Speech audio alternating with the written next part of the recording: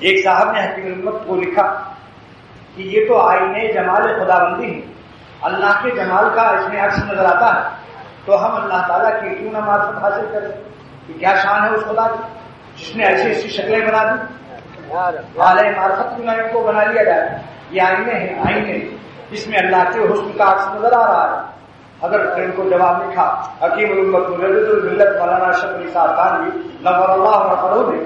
کہ میں آئینہ ہونا تو تسلیم کرتا ہوں، لیکن آئینے کی دو قسمیں ہیں۔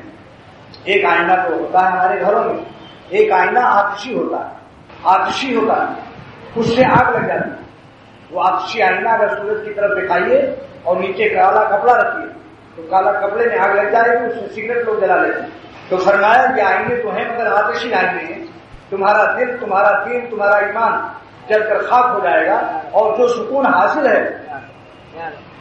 جو سکون پہلے سے حاصل ہے حلال، یہ حرام اس حلال کو بھی لے جائے گا۔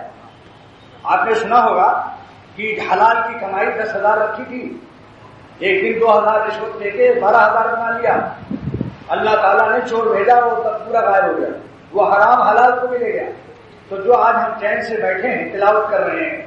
فکر کر رہے ہیں، کچھ روزہ نماز کر لیتے ہیں، اس صالحین کی صحبت میں بیٹھ کر سکون مل جاتا ہے، یہ حلال خزانہ،